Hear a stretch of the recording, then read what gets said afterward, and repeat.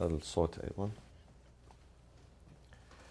بسم الله الرحمن الرحيم. الحمد لله رب العالمين، والصلاة والسلام على سيدنا محمد وأهل بيته الطيبين الطاهرين المعصومين. اللهم صل على محمد وآل محمد. The jurisprudence class is going to be divided into two sections. One, we're going to go, the first section is the classical fiqh or a classical jurisprudence, meaning that we go through the books that have been written hundreds of years ago. For instance, this one has been written 800 years ago, the one we are following. And then once in a while we compare it to another book which was written 500 years ago. This is the very first book that the students at the seminary learn in fiqh. شرائع الإسلام للمحقق الحلي. محقق الحلي, he's from the city of Hilla in southern Iraq, and he wrote this book 800 years ago to be a manual for the students. So the very first book they go through is this, شرائع الإسلام. Then after they finish this book completely, which takes them at least 2 years to finish the book on a daily basis, not weekly basis. The classes are on a daily basis, 5 or 6 days a week. It takes them 2 years to finish this. Then they move to the second book, which was written 500 years ago. This book is written by an Iraqi from Hilla, and this one by a Lebanese from Lebanon. الشهيد الثاني, the second martyr. And they both, الشهيد الثاني, he's explaining a book that was written by الشهيد الأول before him, and they were both murdered in Damascus. They both, Shahid al-Awwal and Shahid al-Thani, you can Google that and learn about them more, about their life and their achievements and their significance. So the students, after they finish this, it takes them 2 years to finish this. Then it takes them another 2 years to go through the second book. Total of 4 to 5 years they spend on studying these two books. We are going to go through this book, Shara'i al-Islam. However, once in a while, we look at the second one also as a supplement to this. So this is the original, this is the supplement. Because they are not 100% identical, they have some differences. So sometimes we will pinpoint to the differences between his opinion, his legal opinion, and his legal opinion in this book. Are you with me? And then of course you have the translation of this book. This is one section of the translation, not the entire translation. This is just maybe 25% of the book has been translated here. But luckily the one that we want to study, which is Bab al-Salat, the chapter on Salat, it is found in this, volume number 1. Fiqh, my friends, is divided into two main sections. One is ibadat, the other is mu'amalat. Ibadat, they begin, the very first thing they begin with is the taqlid, that you have to emulate, you have to follow a marja. Unless you are an expert, if you are not an expert in the Islamic jurisprudence, then you have to be muqallid, emulator. So you emulate someone that you trust, his integrity, his piety, his knowledge, his scholarship, and you follow him and you get his book and you go through the details. Sometimes when you come across a situation, you want to know what is the ruling on that, the Shar'i ruling, then you go and get his book. And we have many maraja today. Some of them are in Iraq, some of them are in Iran, and others are in other countries too. So the first section is taqlid. Then they go to tahara. Tahara means purification, physical purification. Because we have to do wudu, we have to do ghusl, and these things, they have details. And also we have something which is called najis, impure, spiritually impure. So how do we clean things?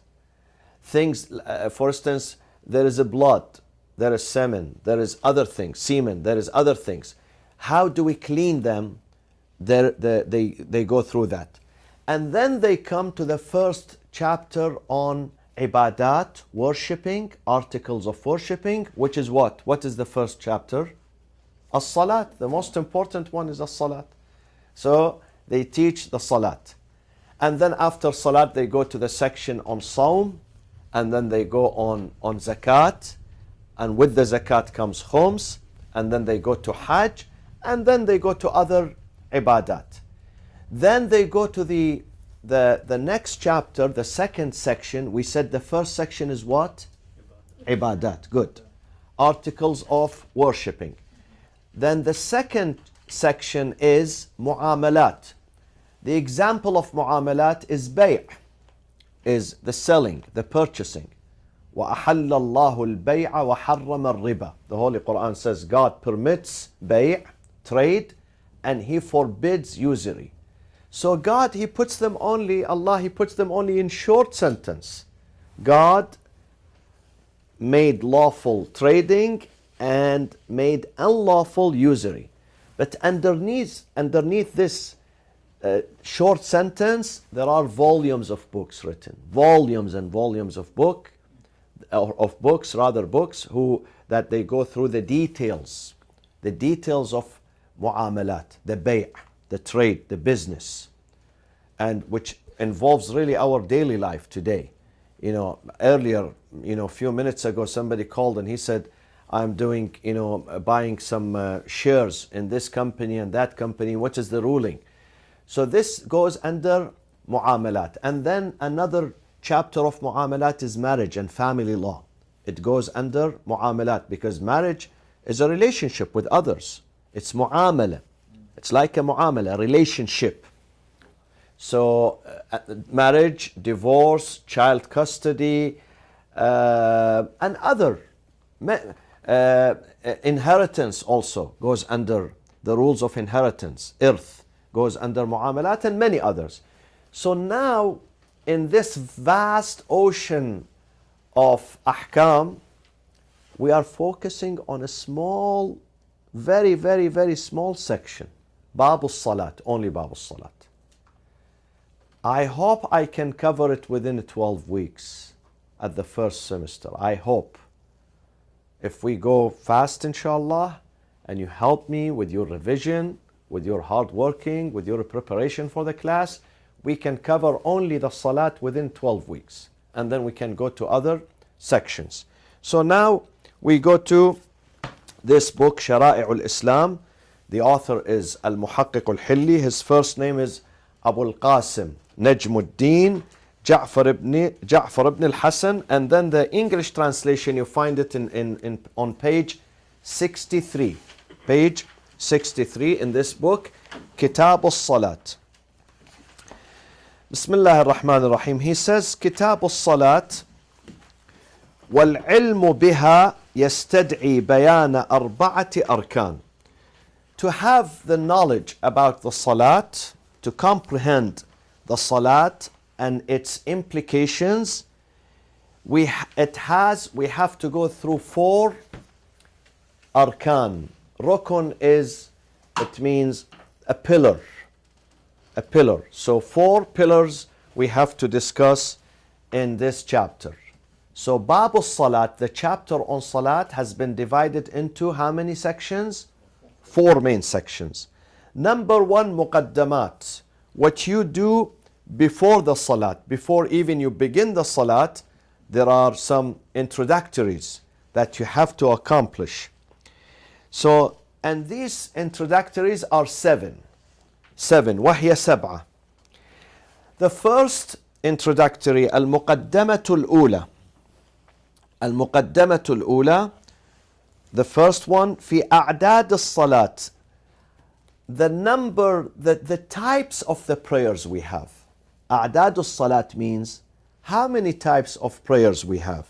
He says here we have 9 types. 9 types are the obligatory.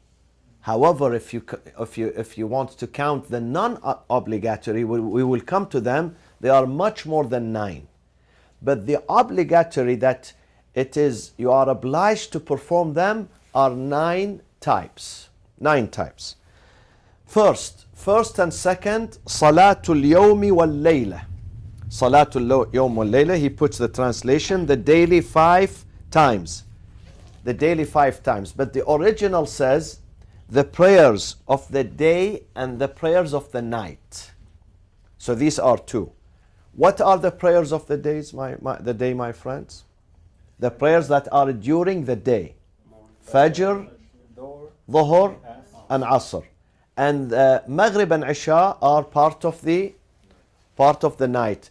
This is why sometimes we combine them. We say Salatul Isha'ain. Maghrib and Isha, we both call them the nightly prayers. Salatul Isha'ain. And some people say Salatul Maghribain.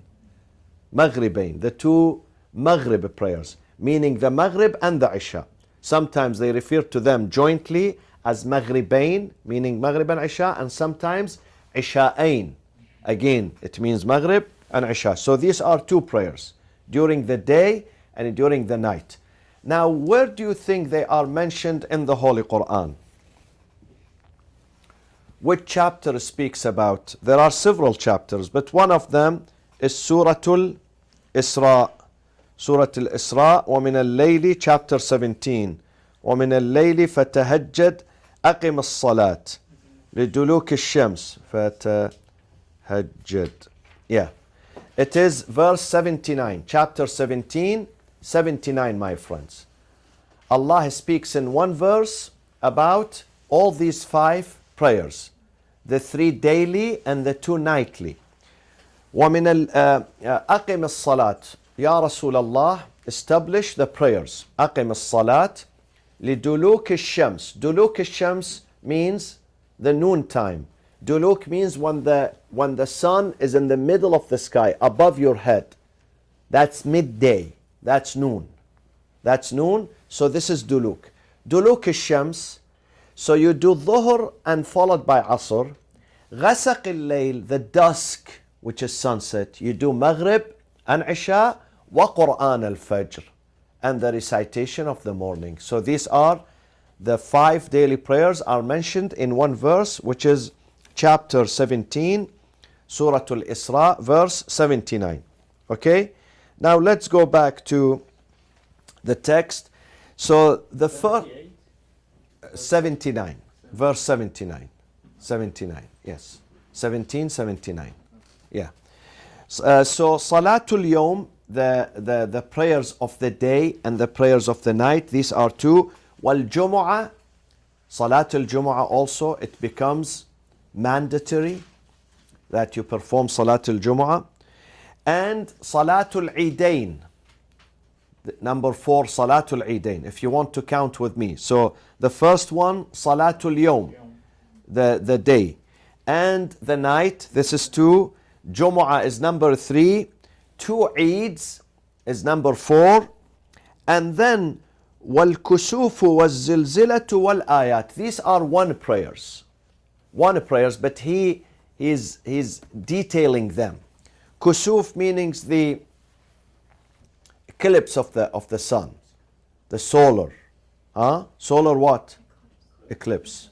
Solar eclipse. Sometimes it is lunar and sometimes it is solar. In this case, we have to perform the prayers if we observe them in our area. If we observe them in our area, then we have to perform Salatul Ayat, and I will come later on and tell you how to perform this special prayer, Salatul Ayat. Okay? Was-zilzala, of course, the earthquake, and al-ayat. Ayat are the abnormal signs. When we see abnormal signs, then it requires that we perform Salatul Ayat. So these 3, kusuf, zilzala, ayat, this is considered 1. Because they are one thing, And then what tawaf? So 1, 2, 3, 4, 5. Tawaf is number 6. When you do the mandatory tawaf, then you have to do Salatul Tawaf. because the mandatory tawaf cannot function by itself unless it is followed immediately by Salatul Tawaf behind Maqam Ibrahim. وَاتَّخِذُوا, and take from the station of Ibrahim as a place of prayers. وَاتَّخِذُوا مِن مَقَامِ إِبْرَاهِيمَ مُصَلَّى. And then number 7, Salatul Amwat, or the Janazah. Some people call it Salatul Janazah. Also it is mandatory. Mandatory, and we can go through the details of it also. This Salat does not require what? Wudu. And it has no prostration or bowing. It is just standing, and it has 5 takbirat. In the Ja'fari tradition, it has 5 takbirat. In other traditions, they do 4 takbirat. But in the Ja'fari tradition, it has 5 takbirat.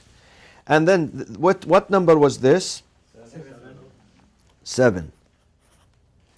And then, Eidain is 2 actually. Salatul Yawm, Yawm is 1. Al-Layla is 2. Jumu'ah is 3. 2 Eids are 4 and 5.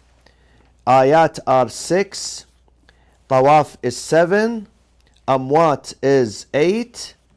And then وَمَا يَلْتَزِمُهُ الْإِنسَانُ بِنَذْرٍ وَشِبْهِهِ. The last prayers that are mandatory or becomes mandatory if you make a vow. For instance, you make a vow, if Allah makes this issue easy for me, I will offer, let's say, 10 rak'ah of prayers. But how do you do the 10 rak'ah? You do them at once? No. You do them 2 by 2 by 2 by 2 by 2. Okay? There is one exception, we will come to it. That there are certain prayers that have 1 rak'ah and certain other prayers which is very weird. This is not popular. I will come to that. It has 12 rak'ah. 12 rak'ah. But others, you know, the Salatun Nadr, if you make a vow, that you offer 10 rak'ah, for instance, then you do them 2 by 2 by 2 by 2 by 2.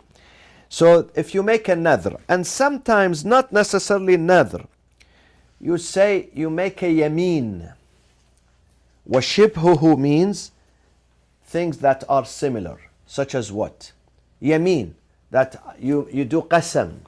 You take an oath that today, wallah, I will perform, let's say, 2 rak'ah for the sake of Allah. Then it becomes wajib, mandatory on you. Becomes wajib. If you make an oath or a nadr, a vow, then it becomes mandatory. So these are the 9 mandatory prayers. What's number 9 called?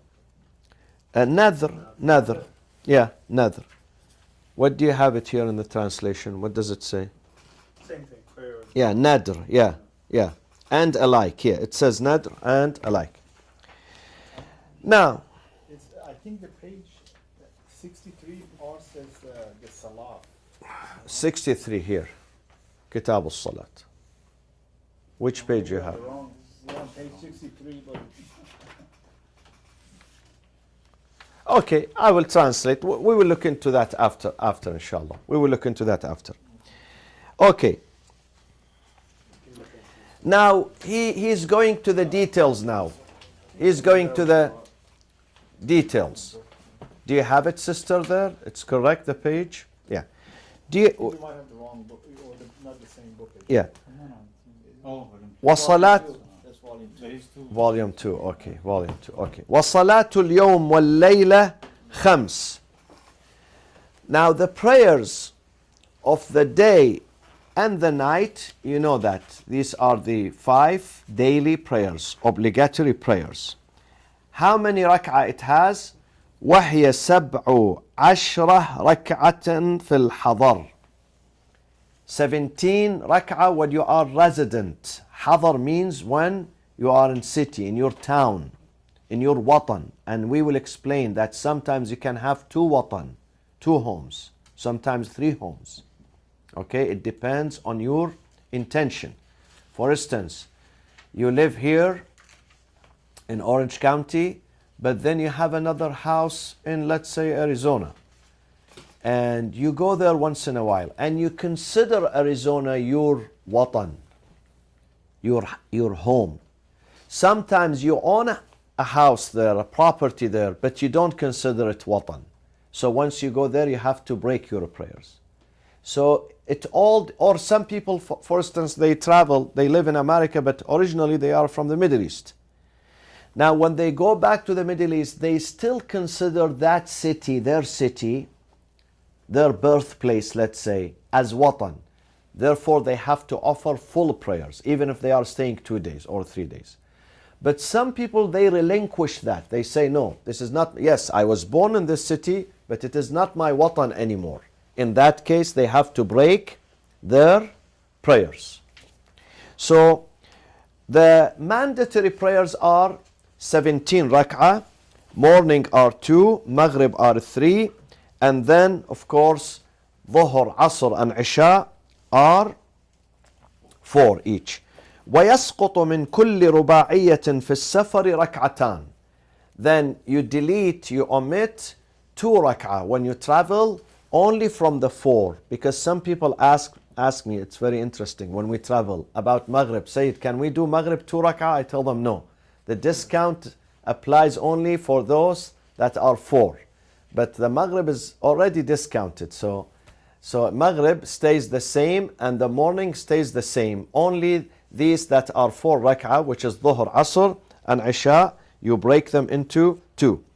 Now, وَنَوَافِلُهَا, Nawafil. What is Nawafil, my friend? Nawafil in Arabic are, the Arabic translation of Nafila is Al-Hiba, the gift, or Al-Amalul Idafi, the extra work that you provide. Extra is called Nafila, and it is mentioned in the Quran in a very beautiful term. Allah subhanahu wa ta'ala says in Surah Al-Anbiya, chapter 21, Surah Al-Anbiya, verse 72, وَوَهَبْنَا لَهُ إِسْحَاقَ وَيَعْقُوبَ نَافِلَةً. We gave to Adam, to Ibrahim alayhi salam, as a gift, Ishaq wa Yaqub, Isaac and Jacob, and Jacob's name. What is the other name of Jacob? He has another name, Israel. Yeah, sometimes Allah calls him Israel, sometimes calls him Yaqub. So Allah says we gave to Ibrahim, وَوَهَبْنَا لَهُ Ishaq, Isaac, and then says وَيَعْقُوبَ نَافِلَةً. Yaqub, we gave it to him as a nafila. Nafila means extra. What does that mean? Was Yaqub extra? Because Ibrahim, he asked for one son. He said, oh God, don't let me die without having offspring or children. And then Allah granted him that, that wish. And at the age of maybe more than 80, actually at 86 he received Ismail, and then after that he received Isaac. They say 14 years or 13 years after Ismail. So he was almost 100 years old when he received a son from his wife Sarah. Sarah could not conceive, so Ibrahim was asking Allah to give her some offspring. So he was almost 100 years old when he received Isaac. So Allah says, not only we gave him what he asked for, you buy one, you get the second one what? Free. So we gave him, after Isaac, we gave him Jacob, and Jacob is a grandson, of course, not his son. But Allah says Ibrahim asked for a son, we gave him a son and a grandson. وَيَعْقُوبَ نَافِلَةً, extra. So this is the meaning of nafila.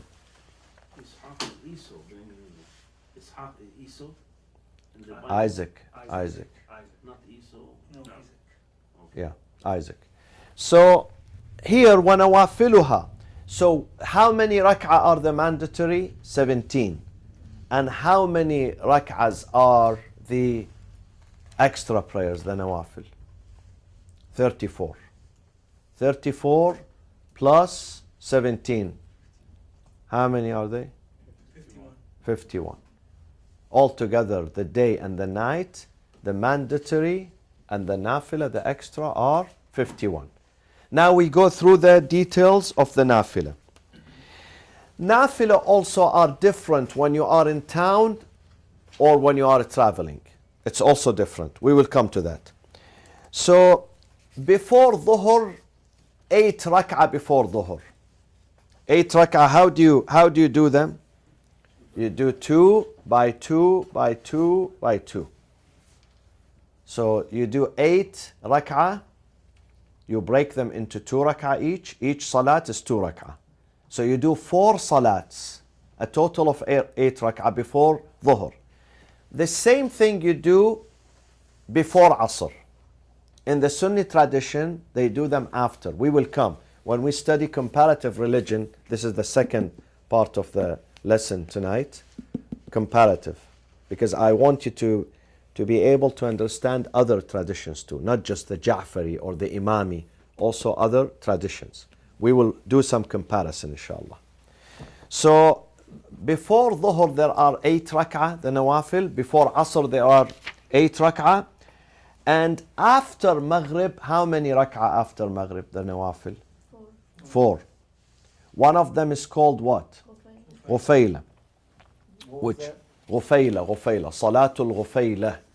Salatul Ghufayla, it's a very, very, very important salat that you may do it after maghrib.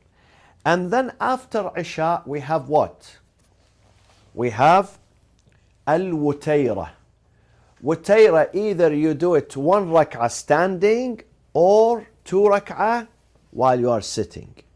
Because these 2 rak'ah, the 2 rak'ah that you do sitting is considered 1 rak'ah. Okay? And then we come here to Sharh al-Lum'ah, Sharh al-Lum'ah al-Dimashqiyya. We come here. He says, وَلِلْمَغْرِبِ بَعْدَهَا أَرْبَعٍ وَلِلْعِشَاءِ رَكْعَتَانِ جَالِسًا أي الجلوس ثابت فيهما بالأصل لا رخصة. Because here he believes that you can do one standing. It has no rukhsa, it has no permission that you do one standing. You have to do 2 rak'ah if you want to do, not that you have to do. If you want to offer the nafila of the Isha, then it is 2 rak'ah while you are sitting. لأن الغرض منهما واحدة. Because these 2 rak'ah are equal to wahida, 1 rak'ah. Why do we do nawafil here? What is the philosophy of nawafil? Sometimes if there are some Deficiencies. Exactly. Exactly. This is what he says. لِيُكْمِلَ بِهَا ضَعْفَ الْفَرِيضَةِ. To integrate the weakness of your fariḍah. So if there is some deficiency, something lost, you are not concentrating, you are not focusing on the fariḍah, then you do the nafila as a supplement, so you fill these gaps, the missing ones. لِيُكْمِلَ بِهَا. So the one who is establishing the prayers will integrate his prayers by doing the nafila. Because sometimes the original prayers, the fariḍah, was not done good. So you do and you supplement it with the nafila. Nafila is going to complete what was missing in the fariḍah. لِيُكْمِلَ بِهَا ضَعْفَ الْفَرِيضَةِ. And then he says, لأن الركعتين من جلوس ثوابهما ركعة من قيام ويجوز قائما. Also, he says in Lum'ah, he says also you can do 1 rak'ah while you are standing. Rather than 2 sitting, he says you can do 1 while you are standing. You can see some differences between the fuqaha. When it comes to specific things, their opinion differ. Okay? Now, we go to And then, so these are the wutaira, and this 2 rak'ah, when you sit and you do them, it's called what? Wutaira. Wutaira. And then after that, what do we have? وإحدى عشرة صلاة الليل. 11 rak'ah are the tahajjud, salatul layl. ومن الليل فتهجد به نافلة لك عسى أن يبعثك ربك مقاما محمودا مع ركعتي الشفع والوتر. So Salatul Layl, how many rak'ah? 8. And then followed by Shaf' 2, and then Watr 1. That is a total of 11. And then before Fajr you do 2 rak'ah. Nafilatul Fajr is 2 rak'ah before the Salat. Sometimes after the Adhan, and you may do it even before Adhanul Fajr. You are allowed to do it before the Adhan. These are altogether how many rak'ah, my friends? Did you count? 34. 34 rak'ah. Now, when you are traveling, are these nawafil the same? No, they are not the same. He says, وَتَسْقُطُ فِي السَّفَرِ. You drop while you are traveling. تسقط means you drop. Nawafil al-dhuhri, so the 8 rak'ah of dhuhr, you drop them. Wal-asri, the 8 rak'ah of the asr, you do it usually before asr, you drop them when you are traveling. Wal-wutayra, also wutayra, which is after isha, the one that you do while you are sitting, you drop it when you are traveling. And then he says, Muhaqqiq al-Hilli, he says, وَالنَّوَافِلُ كُلُّهَا رَكْعَتَانِ. All the nawafil, when you hear the name nafila, it means it is 2 rak'ah, with one exception or 2 exceptions. He says, إِلَّا الْوَتْرِ. Salatul Watr has how many rak'ah? Because Watr means 1, singular. وَصَلَاةُ الْأَعْرَابِ. There is a salat called Salatul A'rabi. It has 10 rak'at. You do 2 rak'ah and then 4 rak'ah followed by 4 rak'ah. This is a total of 10. These are exceptions. Other than that, nawafil are always 2 rak'ah. And then we go to the second muqaddamah. So this was the first introduction, which is what was the first introduction, my friends? Yes. The number of the raka'at, the number of the units. Now we come to the second introduction, which is the timing of these prayers, both the mandatory and the nawafil. What is the timing? We leave this for next week because we have to go now to the second section, which is the comparative. As I promised you, Al-Fiqh al-Madahib al-Khamsa. And this book also has been translated, The 5 Schools of Islamic Law, by Sheikh the Marhum Muhammad Jawad Mughniya, one of the scholars of Lebanon, Sheikh Mughniya.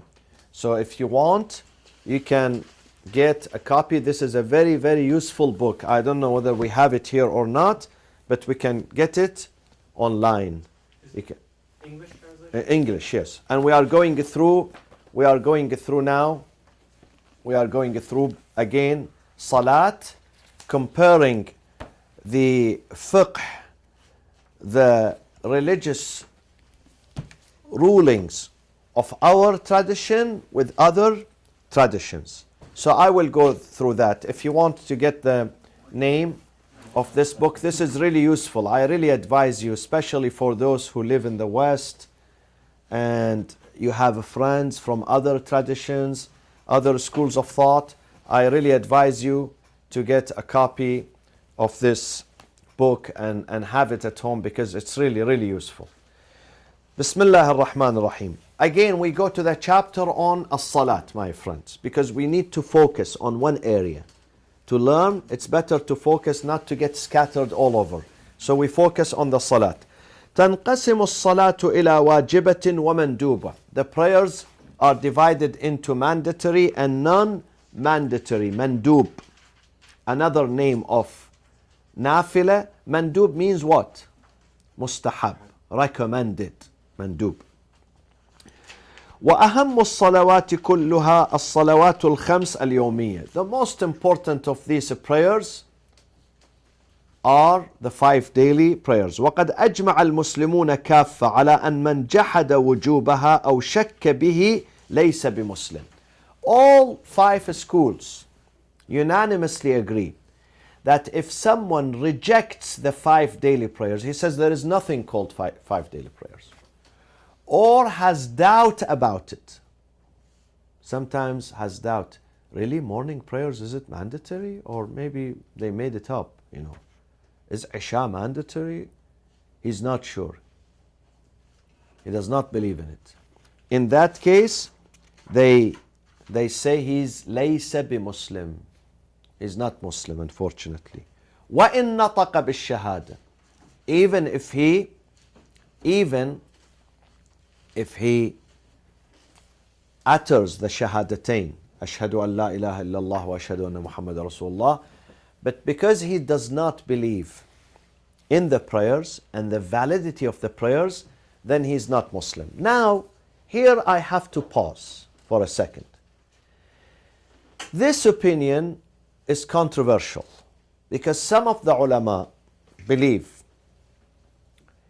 that the basic requirement for Islam is to say the shahadatain. Some of them, very few of them. Even if you don't pray. But however, you have to believe in the prayers. There is a difference between someone who does not pray and someone who does not believe in the prayers. Someone who does not believe in the prayers, they cannot call him Muslim. But someone who believes in the prayers, but he says, I'm lazy. I know I'm doing something illegal, something wrong, something bad, but I believe in the prayers. We would still call that person a Muslim. This is the difference. Are you with me? This is the difference. Why believing in the prayers is essential? He says, لِأَنَّهَا مِنْ أَرْكَانِ الْإِسْلَامِ. The prayers is the most important foundations of religion. وَوُجُوبُهَا, and being mandatory, ثَابِتٌ بِضَرُورَةِ الدِّينِ. It has been proved that if you want to be a Muslim, then also at the same time you have to believe in the validity of the prayers. وَلَيْسَ مَحَلًّا لِلنَّظَرِ وَالْإِجْتِهَادِ. This is here, it's not a place where you give your opinion and you say no, or there is controversy around this. There is no controversy. They all agree, unanimously agree, that the prayers is a fundamental part of religion. Fundamental part of religion. وَاخْتَلَفُوا. This is very interesting. I want you to listen to this, and if you can, take some notes. وَاخْتَلَفُوا. The 5 daily schools, they were divided among themselves vis-a-vis تَارِكُ الصَّلَاةِ, the one who does not pray, كَسَلًا وَتَهَاوُنًا, out of laziness and negligence, not out of disbelief. We said out of disbelief, what does that mean? He's not a Muslim. But someone who's not out of disbelief, but out of kasal, laziness, أو تهاون. Tahawun means he doesn't have time, he's too busy with doing, other things. مع إيمانه بوجوبها. Now the 3 traditions, here the comparative religion. فقال الشافعية, the followers of the Shafi'i tradition, والمالكية, Malik ibn Anas, والحنابلة, Ahmad ibn Hanbal. These are 3 traditions. They say in this case, if someone is lazy and he's neglecting his prayers, what is his punishment? What do you think? According to these 3 schools. Death. يقتل. He will be killed. Zabiha. He will be made zabiha. وقال الحنفية. حنفية, who's the حنفية?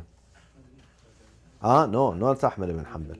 النعمان ibn Thabit, Abu Hanifa. Yeah. Abu Hanifa. Al-Hanafiya, Abu Hanifa, which is the largest, apparently the largest Sunni tradition today. They make about 26% of the Sunni tradition, the Hanafis. The Hanafis. What countries are it? The Sunnis of Iran are Hanafis. The Sunnis of Afghanistan are Hanafis. The Sunnis of Iraq are Hanbali.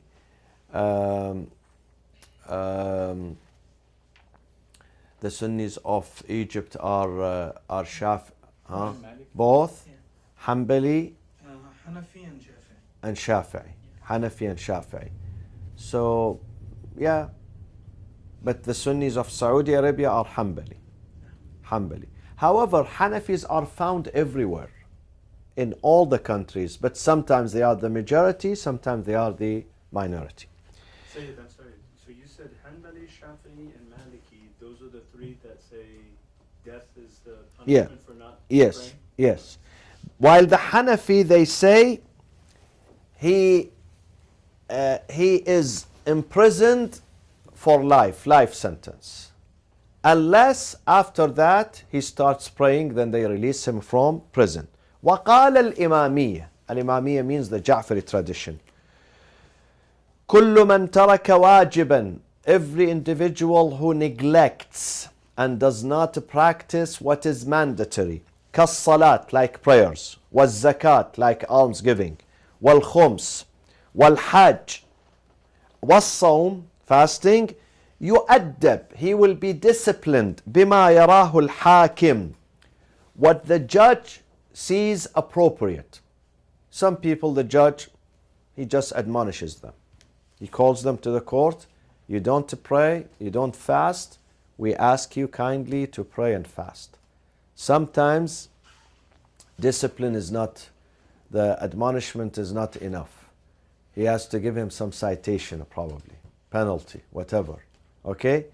بما يراه الحاكم. فإن ارتدع, if he would listen, then that is good. If not,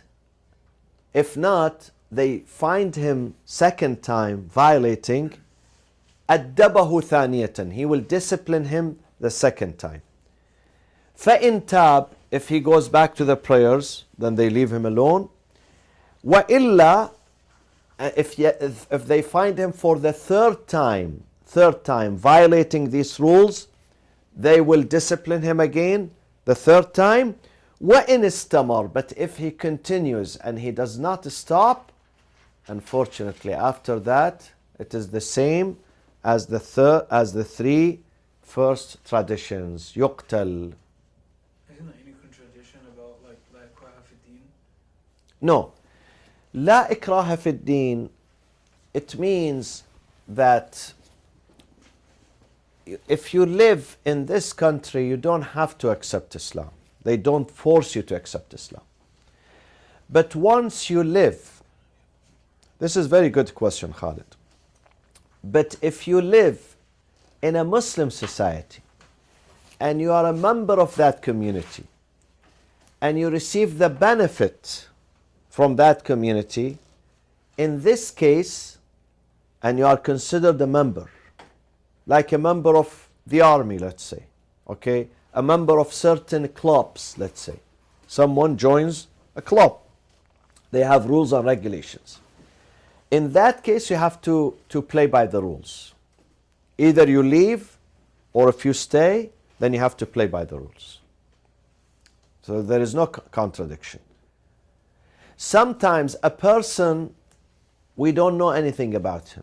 We don't have to go and check on people whether they pray or they fast. This is not our business. But if someone, it is well known in the community that he does not pray, he doesn't pray, out of, negligence, religion for him is not important, then he has to be disciplined. In this case, he's part of a community. Otherwise, we're going to have a problem.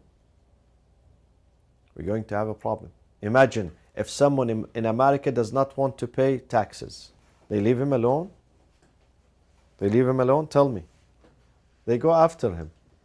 They go after him. They tell him, if you want to be a citizen here, you have to pay taxes. If you don't want to pay taxes, leave. You are not a citizen. So once you are a citizen, you have to pay taxes. There are obligations and responsibilities. The same with Islam. It is an obligation. This is in an Islamic society. They distinguish an Islamic society from a non-Islamic society. Here, these rules do not apply here in America, in a non-Muslim society, because we don't have an Islamic system here. So maybe someone does not pray, does not fast, does not give salat, zakat, then this is his judgment is with Allah on the day of judgment. We are speaking about an Islamic system. Someone who lives within an Islamic system and they defend him. He has rights and obligations. So because he is enjoying rights, he has to adhere to the obligations too. So the judge here will be the imam or will be the religious person?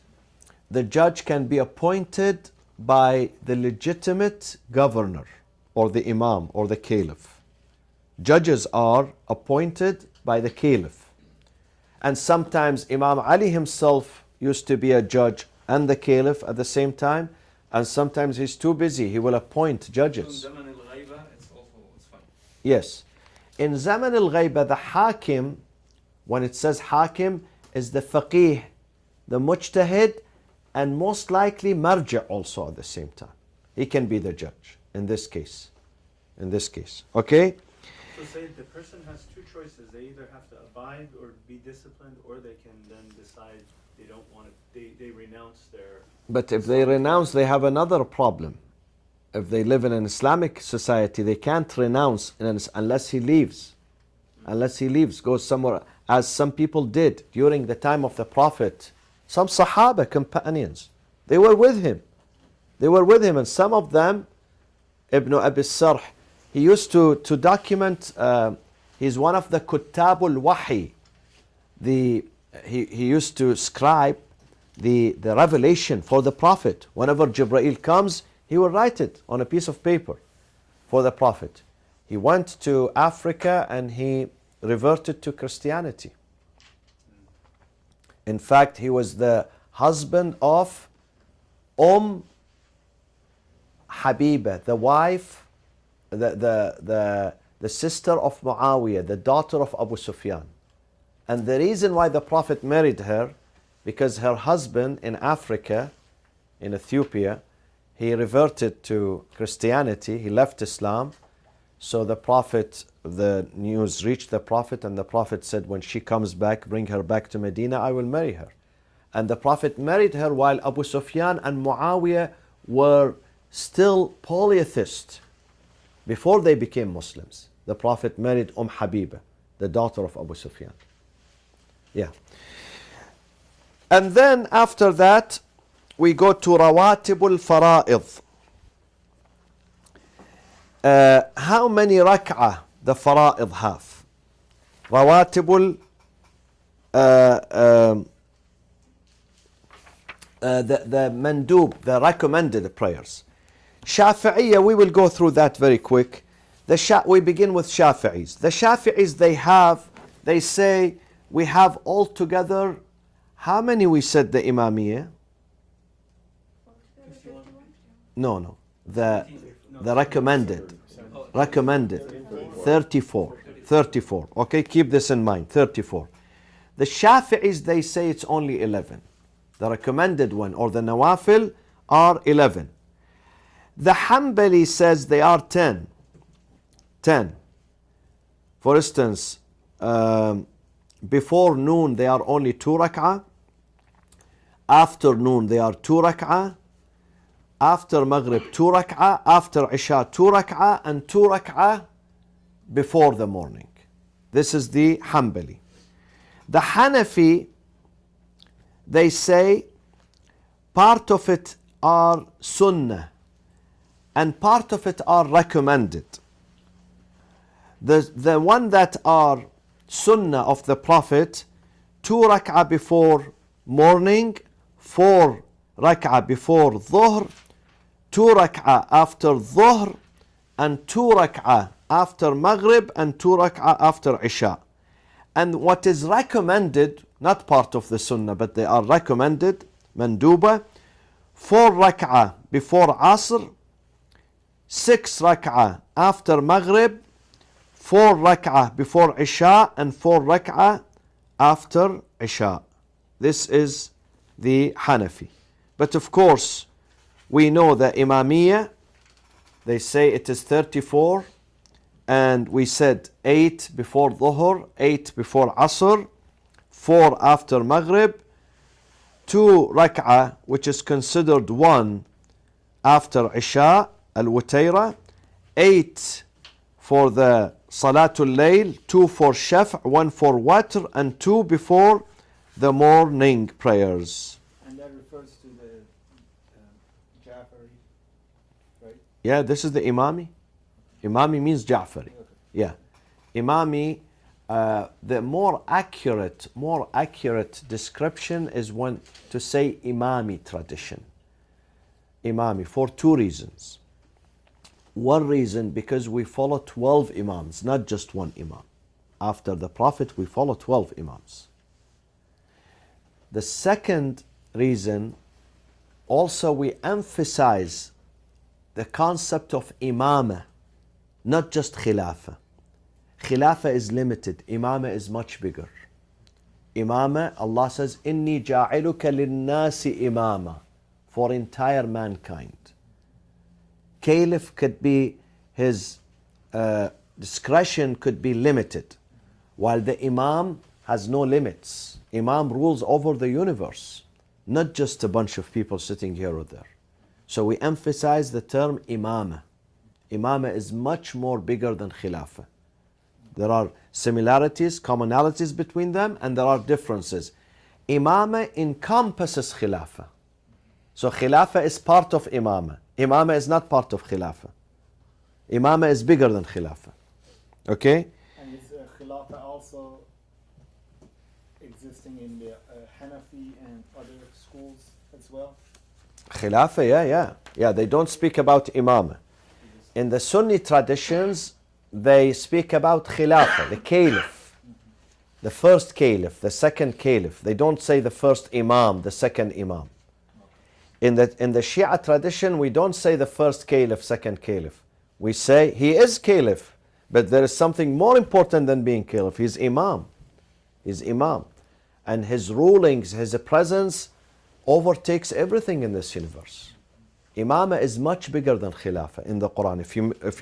If you go back to my book, I've outlined this in my book, Shia Islam. I have a chapter on Imamah and Khilafah. And what does the Quran say about them? Yeah. So we have to stop here, my friends, because it's almost 53 minutes we've been going. So I leave some time for the Q&A if you have, before we begin the second lesson tonight, inshallah. Wa sallallahu wa sallama ala Sayyidina Muhammad wa ahli baytihi at-tayyibin at-tahirin.